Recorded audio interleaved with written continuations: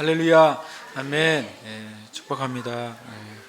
다시 한번 옆에 있는 분에게 오늘 주님께서 여러분 당신에게 말씀하시길 축복합니다. 이렇게 축복해 주시면 좋겠습니다. 아멘. 아멘. 2016년 이제 이번 주가 지나면 한 달 남지 않습니까? 한 달 동안 제가 2016년 1월에 했던 질문을 다시 드리고 싶어요. 2015년보다 2배로 기도하셨습니까? 2015년보다 2배로 말씀 읽으셨습니까? 아멘. 남은 한 달 이렇게 하시길 축복합니다. 우리가 성경에 처음에 붙잡은 것을 끝까지 놓치지 않으면 이라고 그랬어요. 처음에 붙잡은 것을 놓치지 않는 사람이 지혜로운 사람이에요. 많은 걸 붙잡은 사람이 지혜로운 사람도 아니고, 큰 능력이 있는 사람이 지혜로운 사람도 아니고, 처음 하나님께 붙잡혀진 그것을 끝까지 놓치지 않는 사람, 그 사람이 지혜로운 사람입니다. 여러분과 제가 그 지혜로운 사람이 되기를 축복합니다. 그걸 유지하는 게 굉장히 힘들어요. 그렇죠? 며칠 하는 거는 해볼 만합니다. 또 몇 주 하는 것도 해볼 만해요. 그런데 그것이 내 삶의 완전히 일부가 될 때까지, 경건의 삶이 내 삶의, 내 인생의 일종의 내 몸의 일부가, 손이 내 몸의 일부인 것처럼 내 경건의 삶이 내 삶의 일부가 되기까지는 굉장히 쉽지 않은 것 같아요. 그런데 어떤 수준의 정말 우리가 말하는 돌파가 능력만 있는 게 아니라 우리의 삶의 경건의 훈련이, 돌파가 딱 일어나면 우리가 그 수준 안에서 행할 수 있을 겁니다. 아멘. 지난주에 예수님의 기도에 대해서 우리가 배웠지만, 예수님은 그게 하나님 아버지께 나가는 것이 삶의 그냥 일부분이었어요. 삶의 일부분. 예수님도 훈련을 받으셨어요. 12살 때까지의 기록이 성경에 나와 있지 않습니까? 12살 때 예수님의 부모님과 함께 6월절에 절기에 올라갔을 때, 성전에 있는 그 율법 교사들과 얘기할 때, 질문하고 답할 때 그 율법 교사들이 엄청나게 충격을 받았다고 성경에 나와 있어요. 왜냐하면 예수님이 12살짜리의 말씀에 대한 이해와 깊이가 너무 놀라웠기 때문에 그래요. 예수님이 그냥 하나님의 아들이시니까 자동적으로 성경을 외우신 게 아닙니다. 하나님의 아들이시기 때문에 자동적으로 모든 것이 그냥 척척 진행된 것이 아니라, 예수님이 우리하고 똑같은 육신을 입고 오셨기 때문에 예수님도 훈련되셔야 됐고, 예수님도 말씀을 묵상하셔야 됐고, 거기에 하나님께 성령을 부어주신 거예요. 여러분, 2016년이 다 지나갔다고 이제 그래 11개월은 그냥 퍼져 있었으니 나머지 1개월도 퍼져 있고 2017년 1월에 다시 쪼이자. 절대 그런 일은 잘 안 생기더라고요. 그러니까 2016년 12월을 다시 회복하시길 축복합니다. 실은 날짜나 일이라고 하는 것이 실은 이렇게 숫자잖아요. 그래서 제가 어느 날 가끔 이제 숫자에 속지 말자 그런 생각 가끔 하거든요. 숫자에 속으면 안 돼요. 이 12월이라고 하는 것이 숫자에 딱 속는 순간 12월은 다 끝났다고 생각하잖아요. 그런데 그렇지 않습니다. 오늘 그냥 1월 1일로 생각하고 하면 되죠. 1월 1일도 어떻게 보면 별로 의미가 없어요. 그냥 내가 무엇인가를 하나님 앞에서 날마다 새로 시작할 수 있는 사람이 우리들이에요. 여러분, 우리가 이 숫자와 또 일정과 어떤 계획에 우리가 딱 잡히게 되면 실제로 우리가 해야 될 것을 놓치거나 할 수 있는 것을 못하게 돼요. 여러분, 그렇게 하지 마시기를 축복합니다. 우리가 누가복음을 계속 말씀을 나누고 있지만, 특별히 여러분 복음서를 많이 읽으셨으면 좋겠어요. 아마 유대인 그리스도인들에게는 복음서가 기준이 아니라 토라가 기준일 수 있겠죠. 또 그냥 유대인 그리스도인이 아닌 정통 유대인들에게도 토라가 기준일 수 있겠죠. 토라가 기준일 수 있겠지만 그러나 실은 주님의 백성들에게는 무엇이 기준이냐면 복음서가 기준이에요. 어떻게 그렇게 말씀할 수 있냐고 물어보면 성경에 그렇게 써 있으니까. 히브리서 1장에 보시면 주님께서 지나간 날에는 많은 선지자들에게 이런저런 모양으로 말씀하셨다라고 말해요. 그런데 2절에 보면 이 모든 날 마지막에는 그의 아들 예수 그리스도를 통하여 말씀하셨다 그랬어요. 성경에 써 있는 거죠. 성경에 분명히 예수님이 말씀이 임하기 전에는 이런저런 모양으로 모세를 통해서도 다윗을 통해서도 이사야를 통해서도 다니엘을 통해서도 계속 말씀하셨다는 거예요. 그런데 이 모든 날 마지막에는 성경에서 마지막의 시작은 언제부터냐면 마지막 때의 시작은 예수님이 태어나시면서부터가 마지막 때의 시작이에요. 성경의 기준은 그렇습니다. 그럼 이 모든 날 마지막엔 누굴 통해 말씀하셨다고요? 예수님을 통해서요. 그러면 선지자들을 통해서 하신 말씀을 집어 던지라는 소리가 아니라 그전에는 선지자들을 통해 이런저런 모습으로 말씀하셨어요. 그래서 이런 예언, 저런 환상, 이런 계시 많은 것으로 말씀하셨단 말이죠. 그래서 유대인들도 어떤 학자는 모세의 율법을 이렇게 해석하고 어떤 학자는 또 모세의 율법을 저렇게 해석하고 서로 해석하면서 전통들이 많이 생겨났어요. 그러나 성경 기준을 제시한 거예요. 그러나 이 모든 날 마지막에는 그의 아들 예수 그리스도를 통해서 말씀하셨다는 거예요. 그건 뭘 제시한 거냐면 성경의 기준을 제시한 거예요. 성경의 기준은 복음서예요. 성경의 기준은 복음서입니다. 그래서 그 과거의 다른 모든 책이 중요하지 않다는 게 아니라 성경의 기준은 주님의 말씀, 하나님의 아들이신 말씀 자체이신 예수님의 말씀이 기준이 돼야 돼요. 예수님의 말씀을 기준으로 토라를 봐야 돼요. 예수님의 말씀을 기준으로 예언서를 봐야 돼요. 예수님의 말씀을 기준으로 계시록이나 묵시록을 봐야 돼요. 예수님의 말씀을 기준으로 서신서를 봐야 됩니다. 그래서 여러분 우리가 누가복음을 계속 말씀 읽지만 복음서를 진짜 깊이 읽으시길 축복해요. 복음서를 읽어서 복음서 안에서 주님이 하신 말씀의 길이 여러분에게 열리면 그 다음에 다른 도라나 예언서나 또 다른 율법서나 시가서나 또는 또 서신서나 계시록들이 열릴 거예요. 예수님이 기준이에요. 왜냐하면 예수님이 제일 먼저 계셨기 때문에 그래요. 태초부터 있었던 말씀이 누구예요? 예수님이죠. 태초에 말씀이 계시니라. 그 말씀이 하나님과 함께 계셨고 그 말씀은 곧 하나님이시라. 그분이 누구죠? 예수님이에요. 비교 위가 아니에요. 예수님은 근원부터 계셨고 그분이 말씀이셨고 그분의 말씀이 먼저는 선지자를 통해 풀어졌고 이제는 그분 자체가 오셔서 우리에게 말씀해 주셨어요. 그래서 여러분이 복음서를 많이 읽으세요. 복음서를 읽으시면서 구약과 신약을 같이 읽으세요. 제가 예전에 어떤 한 신부님하고 같이 교제를 했던 적이 있었다고 그랬잖아요. 신대원 시절에. 그분의 성경책을 보고서 부러운 게 아니라 화가 좀 났었어요. 왜냐하면 제가 보는 차원에서는 진리가 없는 캐톨릭 안에 그 수도하는 분이었는데 수도하는 그 신부들은 성경을 어떻게 읽냐면 성경책에 책갈피가 있잖아요. 이렇게 책갈피가 아니라 책을 이렇게 새겨내준 줄이 있죠. 뭐라 그래요? 그 줄이 있잖아요. 그 줄이 7개예요. 우리는 신약 하나, 구약 하나잖아요. 7개나 들어있어서 아니 이게 왜 이렇게 많냐고 그랬어요. 그랬더니 하루에 읽어야 되는 곳이 7군데라는 거예요.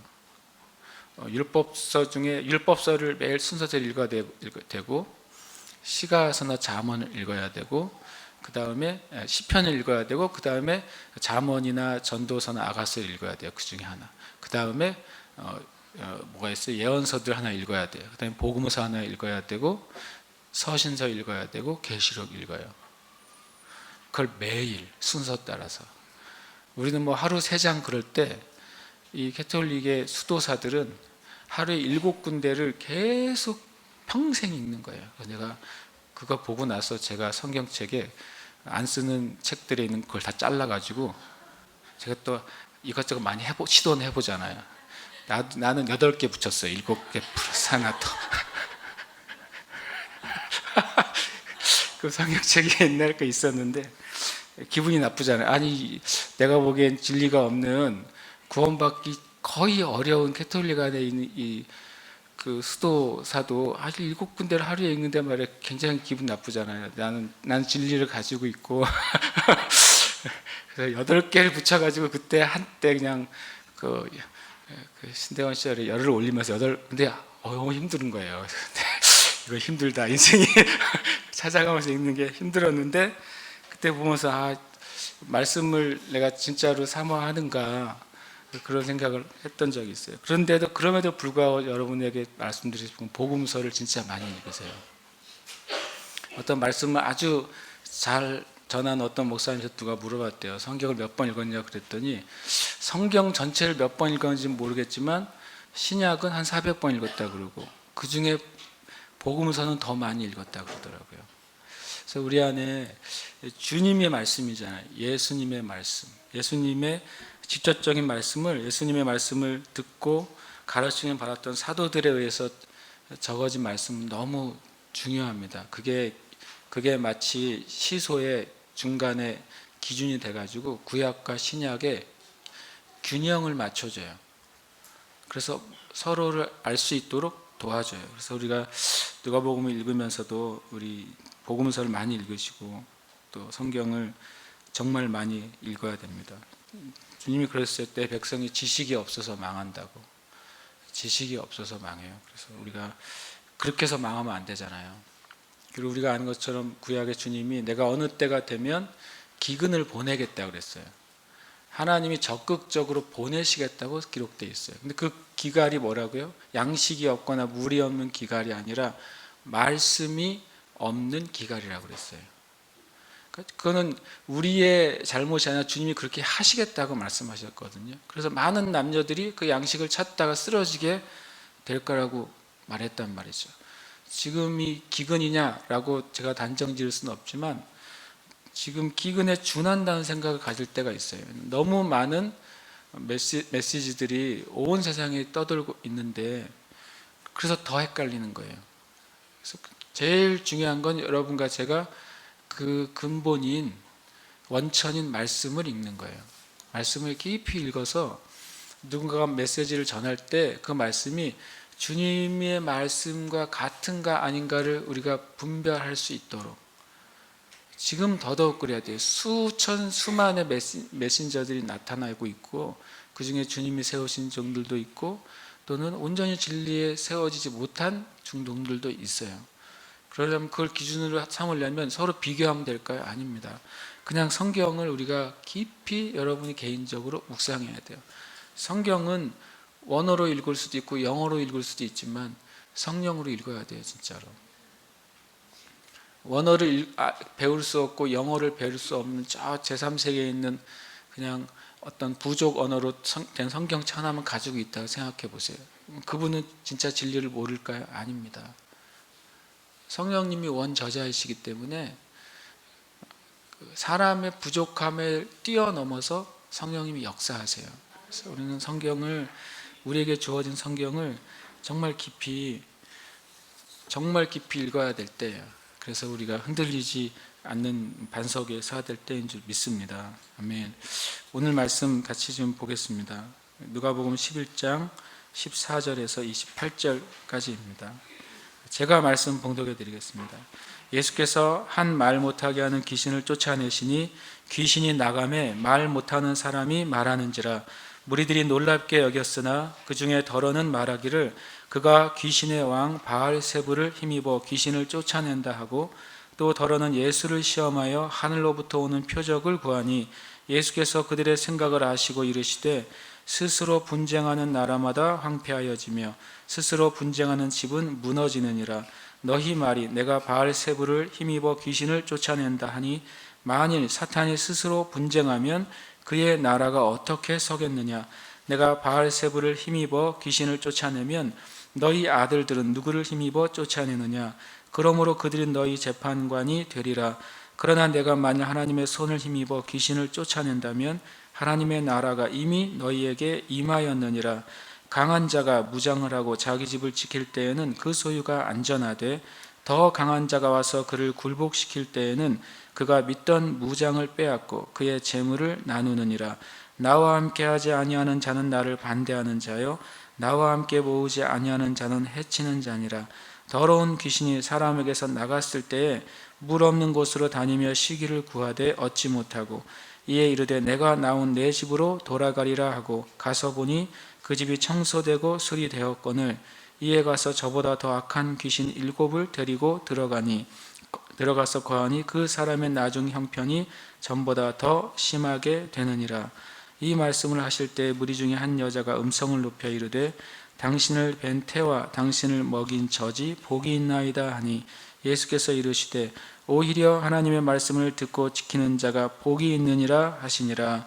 아멘. 이 말씀은 다른 말씀으로 쉽게 읽히기는 하는데 잘 모르겠는 문장들이 있는 단어들의 본문입니다. 그래서 재미있는 본문인 것 같아요. 특별히 맨 뒤에 보시면 무리 중에 한 여자가 음성을 높여 이르되 당신을 뵌 태와 당신을 먹인 젖이 복이 있나이다 라고 말씀하시고 주님이 오히려 하나님의 말씀을 듣고 지키는 자가 복이 있다 그랬잖아요.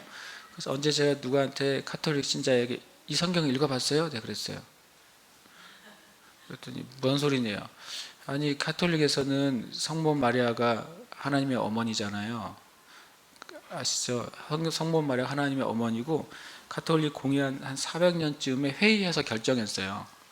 회의해가지고 이제부터 마리아는 하나님의 어머니고 무죄하고 그리고 죄가 없고 그리고 승천했다. 이거를 회의해가지고 카톨릭에서 도장을 찍고서 공포를 한 뒤부터 성모 마리아가 숭배의 대상이 됐습니다. 처음부터는 그러진 않았어요. 이 말씀을 안 읽으셨나 봐요, 그분들이. 왜냐하면 당신을 뵌 태와 당신을 먹인 젖이 누구예요? 마리아 아니에요. 예수님의 어머니 마리아. 예수님의 어머니 마리아가 복이 있습니다. 그랬더니 예수님이 아니야 이렇게 말씀하신 거예요. 하나님의 말씀을 듣고 지키는 자가 더 복이 있다 그러셨어요. 그래서 제가 이 말씀을 혹시 주변에 가톨릭 신자들이 계시면 알려주세요. 예수님이 이렇게 말씀하셨다고. 마리아가 유대한 게 아니라 실제로는 말씀을 듣고 지키는 사람이 마리아보다 훨씬 더 복이 있고 존귀하다고 예수님이 말씀하셨다. 그냥 알려줘야 되겠어요. 이 말씀 통해서.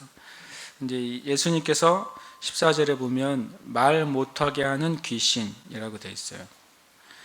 귀신을 쫓아내셨는데 의미는 영어는 이렇게 되어 있어요. 예수님이 귀신을 쫓아냈어요. 근데 그 귀신이 말 못하게 만드는 귀신이란 말이죠.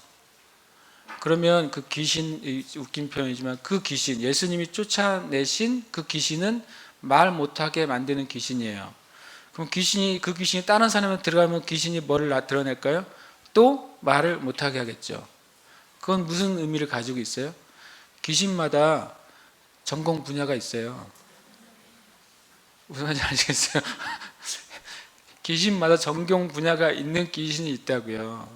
그래서 그런 귀신이 누구의 삶 가운데 그 틈이 열려서 허용돼서 들어가면 그가 그 일을 해요. 그래서 예수님이 가끔 특별히 어떤 그거를 가지고 있지 않은 귀신은 그냥 더러운 귀신아 나가라 그러세요. 성경에 보면은 그냥 더러운 귀신, unclean spirit이죠. 귀신 자체가 더러워요. 깨끗한 귀신이 없어요. 그런데 특별히 그 귀신이 무엇인가 사람 안에서 무엇인가 일으킬 때는 그 역할을 명확하게 얘기해요. 말 못하게 하는 귀신, 못 듣게 하는 귀신, 그리고 발작을 일으키는 귀신, 이렇게.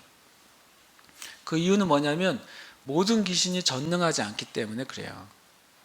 전능하신 분은 성령님 한 분밖에 없어요. 그래서 천사들도 전능하지 않아요. 천사들도 전공 분야가 있어요. 예수님이 부활하셨을 때 예수님의 그 아내 마리아가 들어갔을 때 뭘 보죠? 두 천사가 예수님의 그 누우셨던 곳에 서 있는 것을 보게 돼요. 그 두 천사는 뭐겠어요? 생명의 관계에 대해서 사역하는 천사들인 것이죠. 성경에 보면 엘리사가 도단성에 있을 때 도단성을 가득 찼던 천군과 천사들을 그 종이 보게 돼요. 그 천군과 천사들의 잡은 뭐겠어요? 싸우는 천사들인 것이죠. 하나님의 보좌 주변에 24 장로가 있고 네 생물이 있고 또 그룹들이, 날개 달린 그룹들이 하나님을 영원히 찬양하잖아요. 그들의 잡은 뭐예요? 하나님을 예배하는 천사들이에요. 그렇게 영적인 존재들은 다 뭐가 있어요? 자기의 분야가 있어요. 영적인 모든 존재들은 성령님 외에는 다 분야가 있단 말이죠. 우리가 흔하게 아는 타락한 사단인 루시엘이 하나님을 찬양하는 자였다고 성경에 나온단 말이죠. 내가 너를 위해서 수금과 비파를 지었다. 네가 태어나던 날 내가 너를 위해서 수금과 비파를 지었다. 주님이 말씀하신단 말이죠. 그러니까 찬양하는 존재였어요. 타락하니까 뭐부터 타락시키겠어요? 자기 전공 분야를 타락시키겠죠. 그래서 왜 이렇게 많이 세상에 문화나 예술이 더 극심하게 타락되어 있는지를 우리가 알 수 있어요. 사단의 전공 분야 중에 하나가 그거예요. 예술적인 것을 타락시켜요.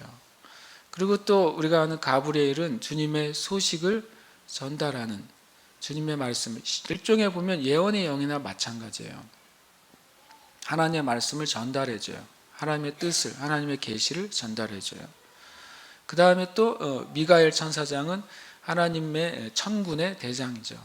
그래서 이렇게 이 짧은 단어지만 말 못하게 하는 귀신에 대해서 규정을 해주거든요. 그의 사역을.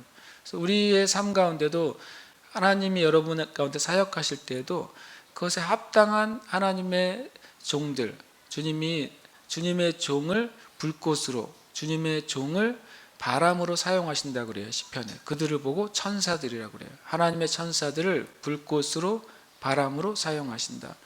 하나님은 모든 하나님의 백성들에게 섬기는 영으로서 천사들을 보내신다라고 히브리서 1장에 말씀하고 있어요.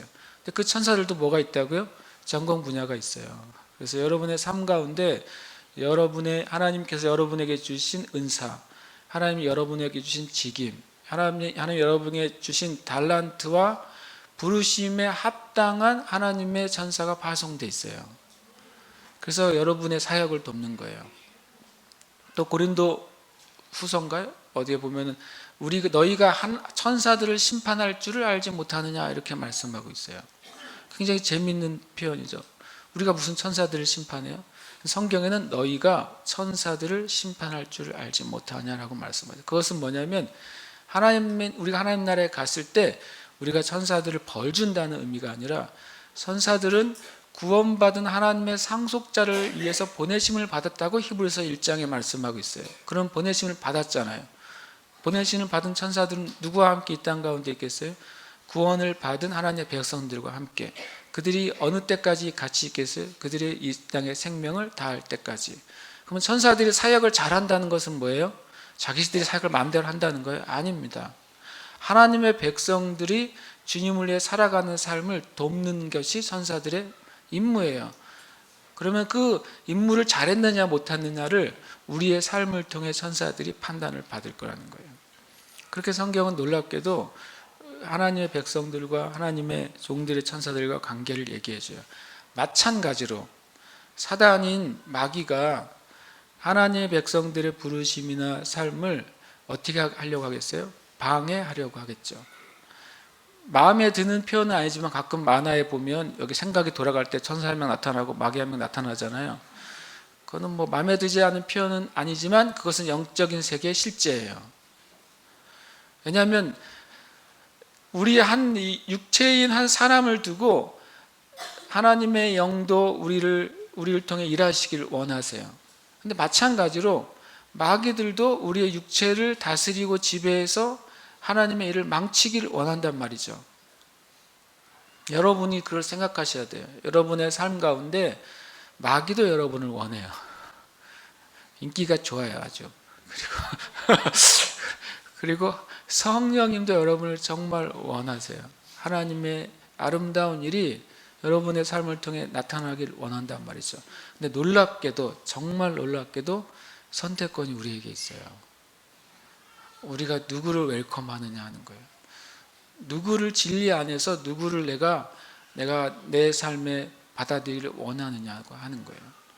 그것이 하나님 우리에게 주신 정말 이해할 수 없는 특권이에요.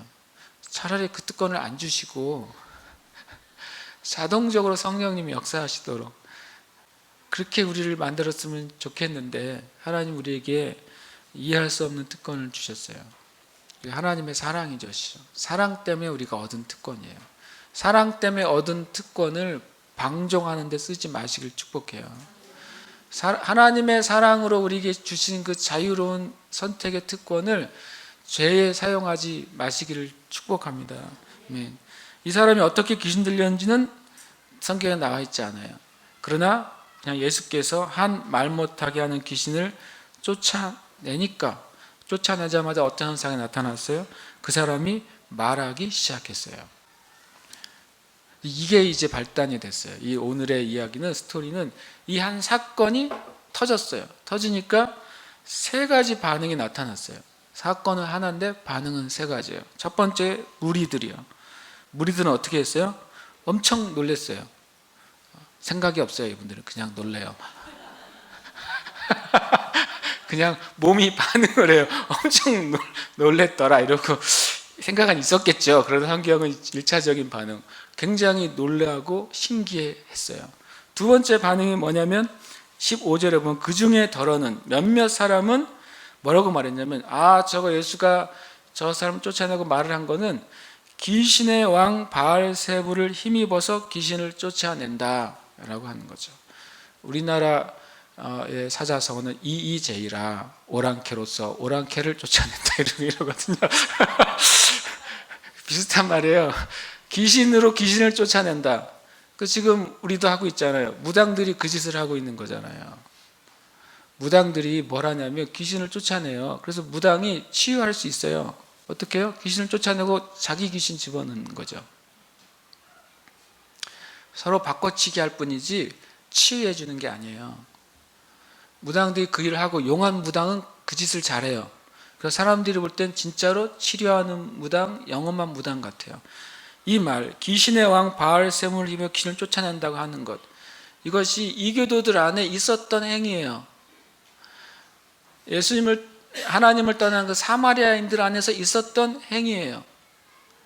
그러니까 예수님도 그런 축에 속하는, 마치 귀신을 쫓아내는 새로운 종류의 신종 무당이죠.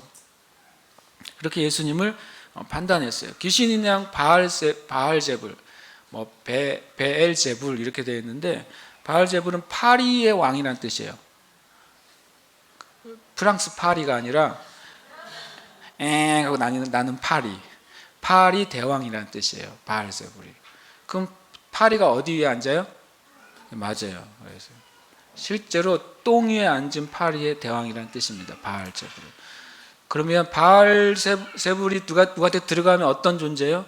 똥 같은 존재예요. 죄송하지만 우리가 영의 사람이 아니라 하나님의 영의 것을 버리고 완전히 육신이 되면은 똥 같은 존재예요. 그 위에 바알제불이 딱 앉을 수 있어요. 우리가 영적인 것을 포기하고 육적인 삶을 살기 시작할 때는 이 바알제불 같은, 똥파리 같은 귀신이 달라붙는다고요. 이름도 참 그렇게 만들었어요. 그리고 바알제불의 뜻이 또 뭐가 있냐면 집주인이라는 말이 있어요. 파리의 왕, 그 다음에 어떤 거처의 주인이라는 뜻이 있어요. 근데 주님이 뒤에 보시면 이들의 말 때문에 주님이 뒤에 말을 시작하시는데 이런 표현이 있어요. 뭐라고 하냐면 21절에 보시면, 강한 자가 무장을 하고 뭘 지킨다고요? 자기 집을 지켜요. 바알제불의 뜻이 뭐라고요? 집 주인이에요. 주님은 실은 이 얘기를 하고 계신 거예요. 뒤에 있는 이야기는 한 이야기예요. 실은 이 말 저 말 말이 많은데 한 가지 이야기를 계속 끝까지 하시는 거예요. 예수님께서요. 이들이 귀신의 왕 바알세불을 힘입어서 귀신을 쫓아낸다고 예수님을 모욕했어요. 그리고 오해했어요. 지금도 예수님에 대해서 끊임없는 오해가 있지만 이때도 그렇게 오해했어요. 그러면서 예수님을 부정한 것이죠. 그리고 세 번째 종류의 사람은 16절에 보면 또 더러는 몇몇 사람은 예수님을 시험해요. 하늘로부터 오는 표적을 구해요. 이들의 마음은 두 가지예요.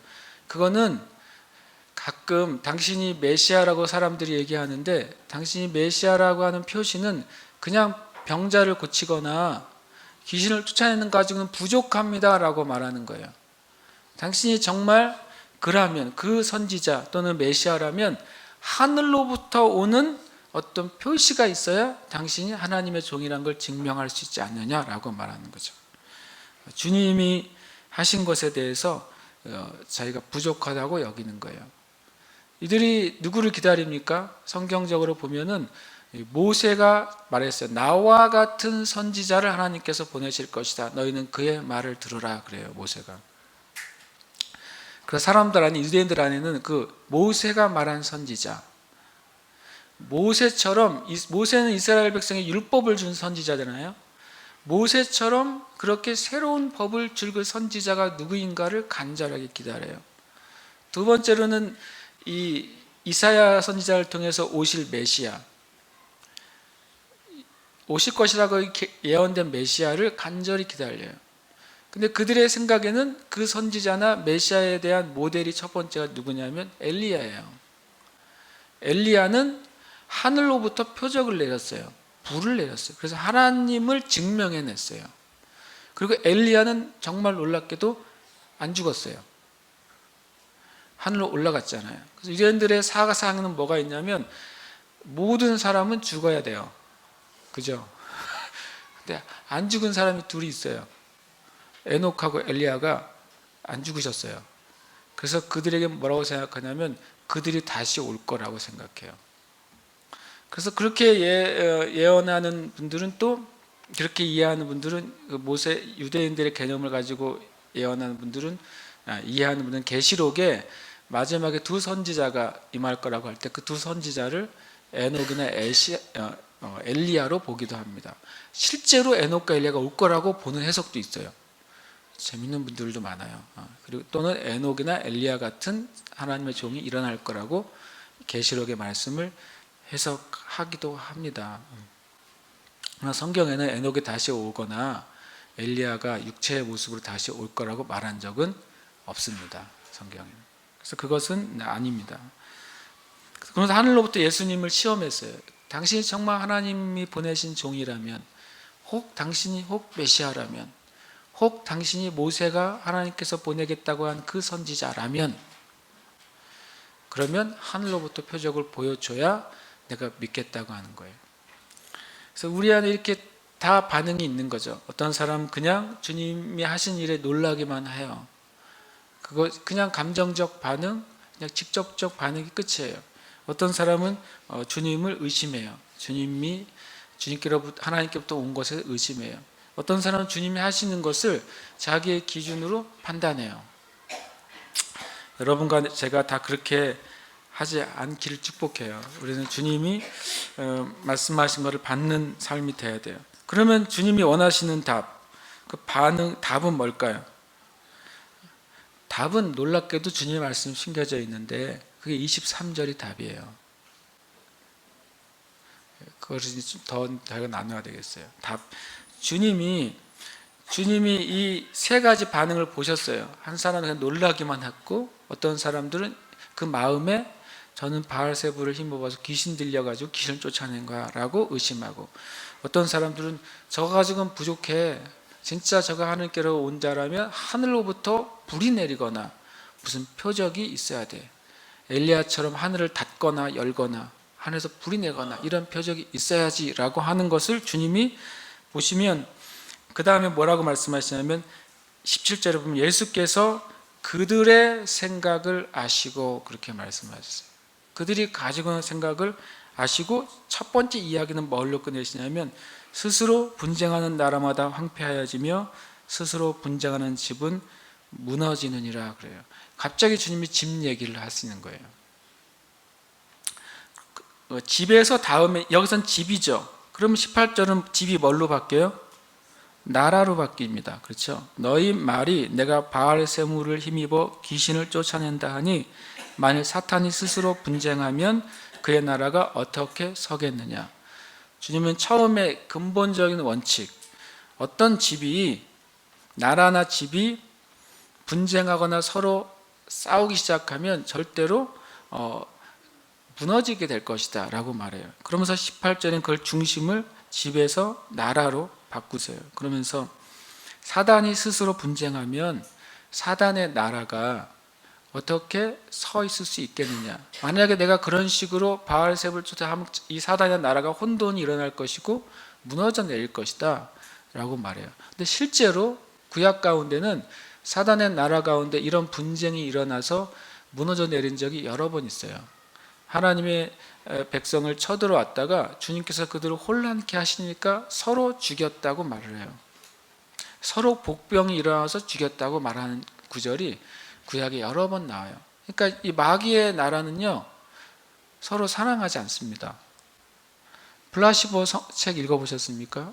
하워드 피스가 목사님의 블라시보 안 읽어보셨으면 반드시 읽어보셔야 돼요. 거기에 마귀의 정체에 대한 많은 힌트가 있는데 거기에 이런 말을 합니다. 하나님의 나라에도 권위의 체계가 있듯이 마귀의 세계 안에도 권위의 체계가 있는데 하나님의 나라의 권위의 체계와 마귀의 그 왕국의 권위의 체계는 뭐가 다르냐? 하나님의 나라의 권위의 체계는 서로 사랑하고 존중함으로 복종한다는 거예요. 그런데 마귀의 나라의 권위의 체계는 서로 시기하고 서로 질투한대요. 서로 누름으로써 체계가 유지된대요. 그래서 마귀의 나라에선 자주 분쟁이 일어난다는 거예요. 귀신들끼리도. 그런데 그러니까 성경의 구약의 그런 혼란을 통해서 서로 무너지고 죽고 죽이는 일들이 많이 일어난 거예요. 이것은 법칙이에요. 법칙. 이것은 17절, 18절은 일종의 법칙이에요. 분쟁이 일어나면 무너지는 겁니다. 그것이 나라이든 민족이든 어떤 단체이든 집단이든 교회든 집안이든 가정이든 분쟁이 스스로 일어나서 싸우기 시작하면 반드시 무너지게 돼 있어요. 이거는 이제 일종의 법칙을 주님이 말씀하셨어요. 그러면서 19절에 적용을 하십니다. 내가 바알세불을 힘입어 귀신을 쫓아내면 너희 아들들은 누구를 힘입어 쫓아내느냐. 너희 아들들, 제사장의 계열의 그 레위 지파들도 축사 사역을 했어요. 치유 사역도 했고 추사 사역도 했고 예언 사역도 했습니다. 구약에. 그러니까 주님이 구약의 예레미야나 그런 데 가장 많이 경고한 게 뭐예요? 내가 너희에게 꿈을 주지 않았는데 너희가 꿈 꿨다고 말하고 내가 너희에게 예언의 말씀을 주지 않았는데 너희가 마음에 있는 것을 말하는 도다 이렇게 말했어요. 왜 구약의 제사장과 레위지파들이 거짓 예언 행위를 하고 거짓 치유 행위를 하고 거짓 축사 행위를 왜 했을까요? 왜 그렇게 구약의 레위지파나 아론지파가 그렇게 타락했을까요? 철저하게 말씀을 지키고 철저하게 율법을 지켰던 그들이 왜 타락했다고 성경에 나오는지 아세요? 학개와 스가랴서에 보면 그 이유들이 나와요. 너희들이 하나님의 집의 전을 버리고 너희 집을 짓는 것, 너희의 재산을 늘리는 데만 몰두해가지고 하나님께 드릴 것을 드리지 않았어요. 그랬더니 성전이 퇴락해가기 시작했어요. 하나님께 드릴 걸 하나님의 백성들이 드리지 않으니까 제사장과 레위지파가 생활이 어려워지게 됐어요. 율법의 기준이 뭐냐면 11지파가 그 생산물의 10분의 1을 레위지파에게 주는 겁니다. 그러면 레위지파들은 받은 10분의 1을 아론지파에게 주는 거예요. 그게 성경의 법칙이에요. 아론지파는 완전한 전임사역자예요. 그게 성경의 법칙이었는데 이스라엘 백성들이 자기의 재산을 축적하고 자기의 집을 늘리는 것에 관심을 가지면서 하나님께 드릴 것이 끊어졌어요. 그러니까 레위지파와 아론지파가 우리 식으로 먹고 살 길이 막혔어요. 그래서 뭘 한 거예요? 거짓 예언을 하면서 돈을 받아요. 거짓 축사 행위를 하면서 돈을 받아요. 거짓 치유 행위를 하면서 돈을 받아요. 그러면서 사교도 받아들이고 무당적인 접신 행위도 받아들이고. 그래서 이스라엘의 북이스라엘 남쪽 유다가 멸망할 땐 그게 극에 달했어요. 그래서 아주 그냥 하나님의 예배가 완전히 무너져 내린 거예요. 에스겔에게 주님 뭘 보여주십니까? 성전 안에다가 몰래 방 하나를 차려놓은 거기다가 이방 신상들을 놓고 접신 행위를 하는 걸 보여줘요. 그런 식으로 타락했어요. 그러니까 주님이 이런 그 내부적인 분열이 전체를 무너뜨릴 거라고 말씀하고 있는 거예요. 이 나라를 위해서 여러분 기도할 때도 마귀가 원하는 게 뭐겠어요? 마귀가 원하는 게 어떤 사람을 대통령을 세우는 게 마귀가 원하는 거겠어요? 어떤 사람을 끌어내리는 게 마귀가 원하는 거겠어요? 아닙니다.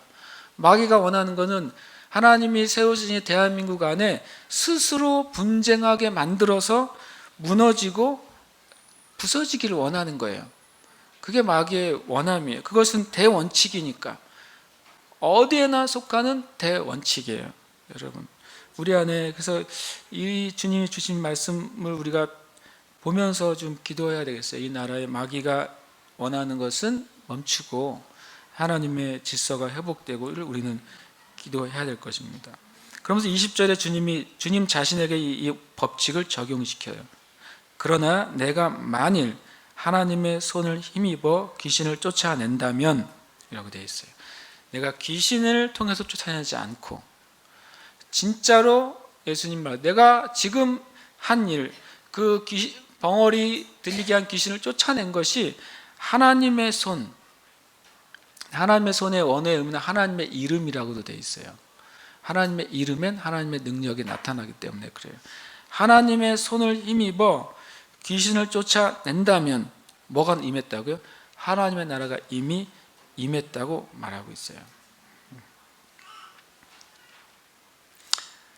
우리가 여기서 여기서 17절에서 20절을 보면 두 가지를 기억해야 되는 첫 번째로는요, 주님이 정말 우리의 생각을 아신다는 거예요. 우리는 주님이 우리의 생각을 아신다는 사실을 반드시 기억해야 돼요. 기도할 때만 주님이 들으시는 게 아니에요. 주님이 우리의 생각을 아세요. 주님이 내 생각을 아신다는 사실을 아는 순간 둘 중에 하나를 할 수 있어요. 빨리 회개하십시오. 빨리 회개하세요. 주님이 내 생각을 아시잖아요. 여러분의 마음에 드는 악한 생각을 빨리 회개하세요. 그게 여러분이 정결하게 되는 길이에요. 회개는 일주일 동안 모아뒀다가 주일날 하는 게 아니에요. 회개는 우리의 마음의 생각에 악한 것이 들어오는 순간, 유혹이 들어오는 순간, 질투와 미움이 들어오는 순간, 거짓과 나쁜 것이 들어오는 순간 회개해야 돼요. 왜냐하면 주님이 우리 생각을 아시기 때문에. 그게 제일 지혜로운 길이고 여러분의 삶과 생명을 보호하는 길이에요. 그리고 또 한 가지는 뭐냐면요, 기뻐하며 주님과 계속 교제하세요. 이 사실이 여러분과 저에게 새겨지면 주님이 내 생각을 아신다. 이건 되게 중요해요. 주님이 내 생각을 아세요. 그래서 나는 주님과 내 영 안에서 생각으로 뭐 할 수 있어요? 교제할 수 있는 거예요. 내가 교제하기를 시도하기 시작하면 주님이 내 생각을 아실 뿐만 아니라 하나님 편에서 볼 때 얘가 내가 얘 생각을 안다는 사실 안 해? 라고 하면 주님이 뭐 하시겠어요? 주님의 마음을 우리에게 넣어주세요. 주님이 우리에게 주님의 생각을 넣어주고 싶으셔도 우리 자신이 하나님은 내 생각을 아셔라는 생각을 모른다면, 전혀 그걸 인식을 못하고 산다면 주님이 계속 우리에게 주님의 마음을 비춰주실 수가 없어요. 비춰주시면 뭐예요? 우리의 인식 자체가 하나님은 내 생각을 아신다, 하나님은 내가 주님께 마음으로 영으로 주님께 말하고 있는 걸 주님이 들으셔라는 걸 내가 모르고 있는데, 그러면 이 유리벽 밖에 있는 사람한테 말하는 거하고 똑같은 거예요. 주님은 그렇게 말씀하시지 않아요. 여러분, 주님과 교제하는 방법은요, 우리의 심령 안에서 우리의 생각으로 주님과 교제하는 거예요. 주님의 뜻이나 주님의 음성이 들리는 통로는요, 여러분의 생각이에요. 여러분의 생각이 즉시로 주님 앞에 죄되고 하나님 앞에 합당하지 않은 것을 회개하는 삶을 산다면, 계속 여러분의 마음을 청소하는 삶을 산다면, 그리고 하나님이 내 생각을 들으시고 아신다는 것을 알고서 산다면 주님은 굉장히 쉽게 여러분에게 말씀하실 거예요. 여러분은 굉장히 편안하게 주님의 뜻을 캐치할 수 있어요. 그렇게 하시길 축복해요. 근데 20절은 뭘 얘기해요? 18절, 19절은 어떤 법칙이라고 그랬잖아요. 그럼 20절은 뭐냐면요, 17절, 18절, 19절에 법칙을 뛰어넘는 법칙이 하나 있다는 거예요. 나눠지면, 그 안에서 분열되면 무너지는 게 법칙이에요. 근데 그걸 뛰어넘어서 역사하는 법칙이 하나 있는데, 그것이 뭐냐면 하나님 나라의 법칙이에요. 하나님 나라가 임하면, 하나님 나라의 직접적인 권능이 임하면 분열된 상태까지도 어떻게 돼요? 그거를 제어해요. 대한민국에 뭘 구해야 돼요? 진짜 교회가 주님, 이 분열하고 혼란스럽고 진동하는 이 대한민국에 진정한 하나님의 나라가 임하도록 우리가 기도해야 돼요. 그것이 어떤 통로, 어떤 사람, 어떤 모습으로 임할지 우리가 아직은 잘 알지 못하지만, 교회가 기도할 때 주님이 반드시 그런 사람들, 그런 세력들, 그런 기류들을 일으켜 주실 거예요. 그래서 우리가 이 땅을 고치도록 우리가 기도해야만 됩니다. 21절에 보면 강한 자가 무장하라고, 그리고 주님이 이제는 하나님 나라가 임했다라고 표현하면서 하나님의 나라가 임한다는 게 뭔지를 얘기해 주시는 거예요.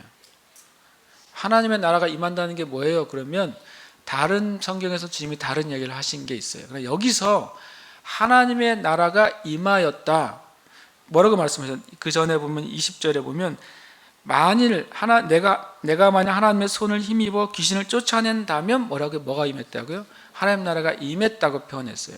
그러면 내가 하나님의 손을 힘입어 귀신을 쫓아내는 게 뭔지를 얘기해 줘요. 그걸 그림을 보여주세요. 뭐냐면 강한 자가 먼저 무장을 하고 자기 집을 지켜요. 강한 자는 누구예요?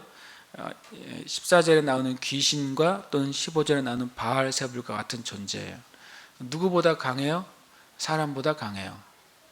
사람보다 강한 자, 이 귀신이 그 사람의 영혼을 잡고 사로잡고 점령한 다음에 그가 그걸 지켜요. 지킬 땐 자기의 마귀의 것들을 풀어놓겠죠. 마귀적인 생각, 마귀적인 사고방식, 마귀적인 삶, 그런 것들을 그 사람에게 풀어놔서 주변 사람이 접근도 못하게 만들어놔요. 말도 못 붙이게 만들어요. 그래서 아예 이런 삶으로 그 인생을 살아가도록 그냥 꼼짝 못하게 묶어버려요. 그래서 그 소유가 안전해요. 그런데 어느 날 더 강자가 나타났어요. 더 강한 자가 와서, 영화의 한 장면이죠. 드디어 나타났어요. 그분이 나타나셨어요. 그분이 나타나서 나타나자마자 전에 강한 자가 엄청 벌벌 떨어요. 그 강한 자가 뭘 하냐면 그를 굴복시키는데, 그가 믿고 있던 무장을 빼앗아요. 그가 가지고 있던, 그가 그 사람을, 그 영혼을 짓누르고 있던 그것, 처음에 주님이 쫓았을 때 뭘로 짓누르고 있었어요? 말 못하게 하는 힘이죠. 말 못하도록 그의 그 성대이든지 혀든지 그거를 사로잡고 있던 그 힘을, 그 무장을 빼앗아 버려요. 그것이 무장이 해제되니까 뭐가 자유롭게 된 거예요? 그와 그의 혀가 자유롭게 된 거예요. 그리고 그의 재물을 나눠요. 그 은혜가, 그 자유가 거기에 풀어지는 거예요. 이것이 주님이 뭐라고 말하는 거예요? 하나님의 나라가 임한 것이다 라고 말씀하세요. 그러면서 23절을 얘기해요. 아까 제가 말만 해놓고 답을 말하지 않은 게 뭐예요? 주님이 어떤 반응을 원하셨는가 하는 거예요. 주님이 정말 이 주님과 함께 있는 사람들에게 뭘 원하시는가? 이것은 하나님의 나라와 관계가 있어요. 뭐라고 되어 있냐면 23절에 보면 나와 함께 하지 아니하는 자는 나를 반대하는 자요, 나와 함께 모으지 아니하는 자는 해치는 자니라 그랬어요. 첫 번째 대원칙이 뭐였다고요? 스스로 분쟁하면, 스스로 나누이면 무너질 거라고 그랬죠. 뭐가 무너져요? 집안이 무너지고 나라가 무너져요. 근데 주님이 하나님의 나라가 임했다고 말하셨어요. 그러면서 이렇게 말하시는 거예요. 나와 함께 하지 않은 자는 분쟁하는 것입니다. 나와 함께 모으지 아니하는 자, 이건 나누는 자들입니다. 그들은 나를 반대해요. 그럼 뭘 반대하는 거예요? 하나님의 나라가 임하는 것을 반대하는 거예요. 해치는 자는 뭐예요? 하나님의 나라를 거절하는 거예요. 이게 답이에요. 예수님이 어떤 일을 행하셨을 때 우리가 무엇을 알았어야 되냐면 주님의 나라가 임했다는 것을 알아야 됐고, 그리고 주님의 나라가 우리가 들어가려면 뭐 해야 됩니까? 주님과 함께 해야 돼요. 우리가 주님의 나라를 세울 수 있는 길이 두 가지가 있다고 말씀하시는, 하나는 주님과 함께 해야 된다. 주님이 계신 곳에 나도 있어야 됩니다. 주님이 옳다고 하는 편에 나도 서야 돼요. 주님이 진리라고 하는 것을 나도 선택해야 돼요. 나의 주장도 있고 나의 느낌도 있고 내가 알고 있는 지식도 있다 할지라도, 나의 판단이 있다 할지라도, 만약에 예수님께서 이것이 나의 길이다라고 말씀하셨다면 우리는 어떻게 해야 돼요? 이걸 버릴 수 있어야 돼요. 그게 나와 함께 하는 것입니다. 이 땅에 수많은 교회나 수많은 성도들이나 수많은 하나님의 사람들이 이것을 붙잡아야 돼요. 나는 주님과 함께 하겠다. 이 세상과 이 세상에서 가르치는 것이 무엇일지는 모를 수도 있고 알 수도 있지만 우리가 뭘 기준으로 잡아야 돼요? 나는 나의 모든 삶과 사고방식과 행동 양식과 생각에서 나는 예수님의 편에 서겠다 결정하시길 축복합니다. 그것이 하나님의 나라가 임하고 하나님의 나라가 세워지는 길이에요. 그리고 주님이 두 번째 길은 뭐라고? 나와 함께 모으라고 말하고 있어요. 그것은 뭐냐면 주님과 함께 하도록 사람들을 모으는 거예요. 그것이 주님의 나라를 세우는 길이에요. 쉬운 말로는 전도와 선교예요. 성경적인 표현으로는 증인이 되는 거예요. 이것이 나와 함께 모으는 거예요. 이것이 예수님의 길이라고, 이것이 진리라고 다른 사람들을 모으는 거예요. 이것이 생명의 길이라고 사람들에게 알려주는 거예요. 빌립이 그랬던 것처럼 와서 보라고 사람들을 초청하는 거예요. 그것이 나와 함께 모으는 거예요. 근데 주님이 이것을 중요하게 말하세요. 나와 함께 하지 않는 것은 단순히 진리를 모르는 게 아니라 주님의 나라를 반대하는 거라고 그러셨어요.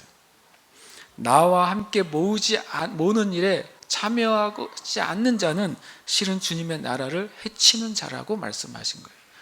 굉장히 강력한 말씀이에요. 강한 어조의 말씀이에요. 그런데 우리가 이 말씀이 되게 헷갈려 해요.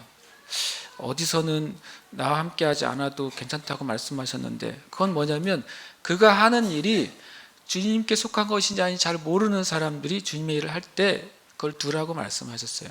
그러나 여기서는 고의적인 거예요. 자기의 의도와 자기의 생각을 가지고 주님을 거절하고 주님의 길을 거절하고 주님을 방해하는 거라고 주님이 말씀하세요. 실은 오늘 말씀은 주님의 나라를 세우는 것에 대해서 그래서 말씀하고 있는 거예요. 그러면서 24절, 25절, 26절에 이렇게 말씀해요. 더러운 귀신이 사람이 나갔을 때, 계속 같은 얘기 하는 거 아시겠죠? 이제 한 얘기를 계속 주님이, 물건이 하나 있으면 동서남북에서 바라보듯이 그렇게 주님 말씀하고 있어요. 마태, 마가, 누가, 요한복음이 예수님의 진리의 여러 면들을 보여주는 것처럼 주님이 그렇게 말하고 있어요. 하나님의 나라의 법칙들을 계속 이야기를 통해서 말씀하세요. 이번엔 세 번째 이야기예요. 더러운 귀신이 사람에게서 나갔을 때 주님이 지금 치유하셨잖아요. 그 사람을 치유하셨습니다. 치유하신 것이 끝이 아니라는 것을 얘기해 주는 거예요. 사람에게 나갔을 때 물 없는 곳으로 다니며, 물 없는 곳을 한마디로 하면 뭐겠어요? 사막, 광야인 것입니다. 성경적인 개념에서 광야와 사막은 누구의 처소예요? 마귀의 처소예요.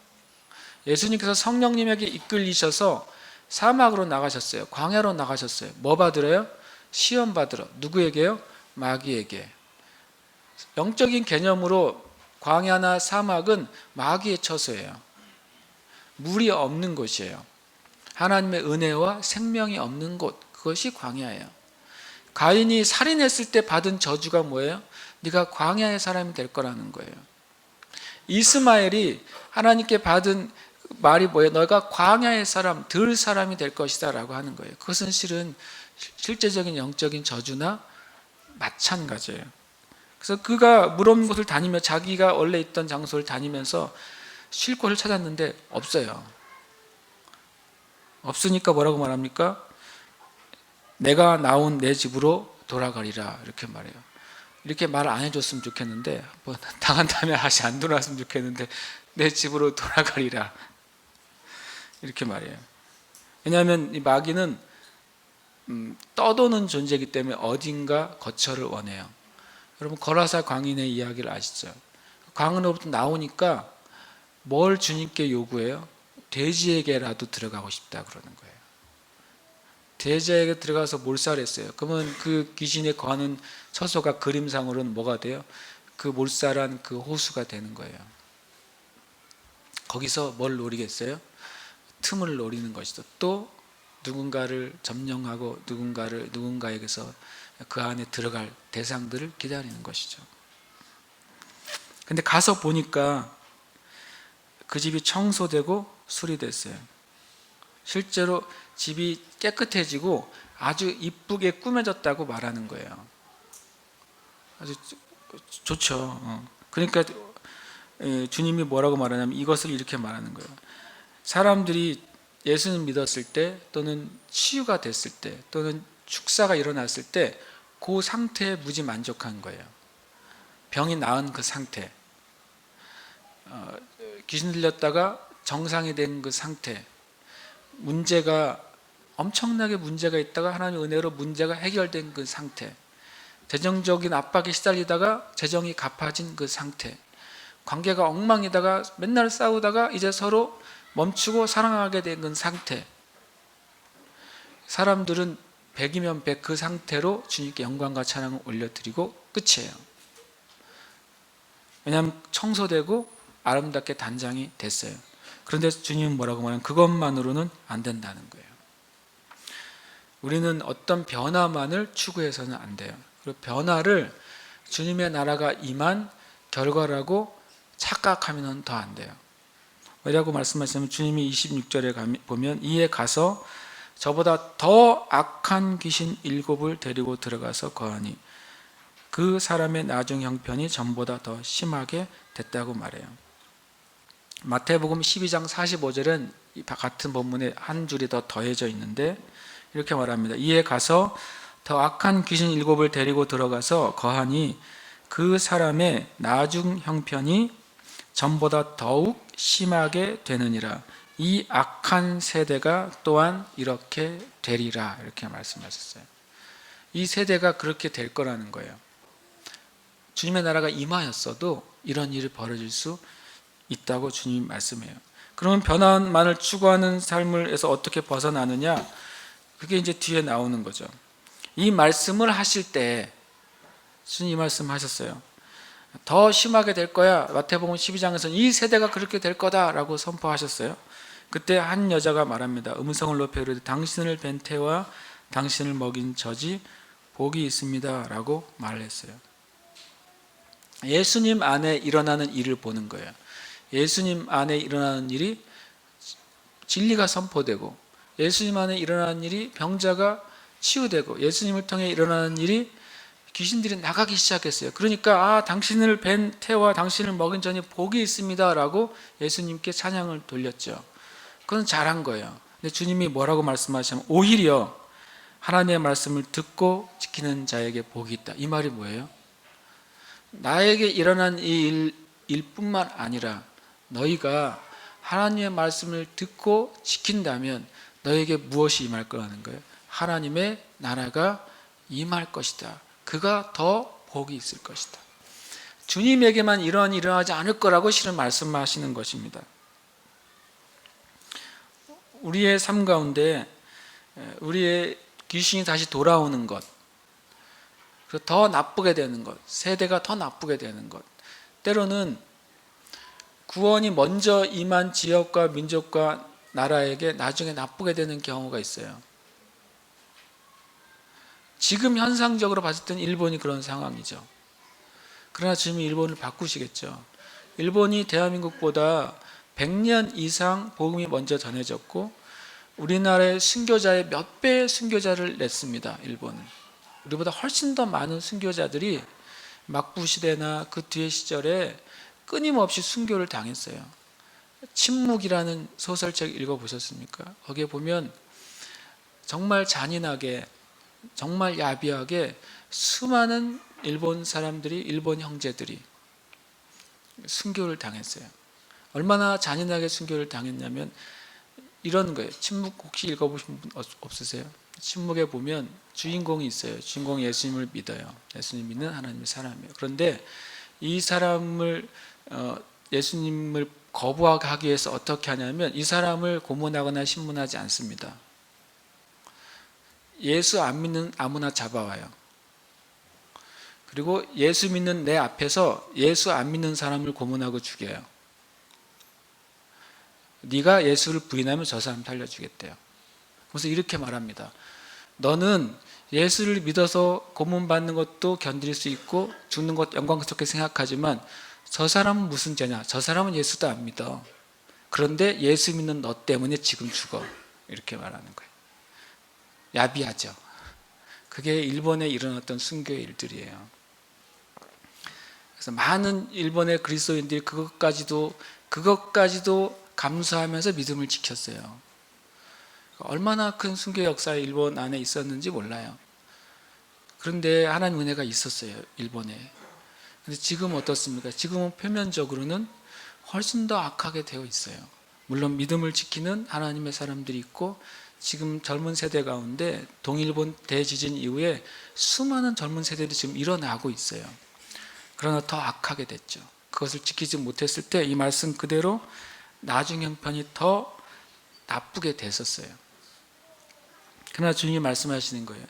이 마귀가 다시 자리를 잡는 것, 다시 하나님의 사람들이나 구원받은 사람들을 다시 공격하지 못하고 또 돌아오지 못하고 그의 나라를 세우지 못하게 하는 길이 뭐냐면 우리가 말씀을 듣는 자리를 지키는 거라고 말씀하세요.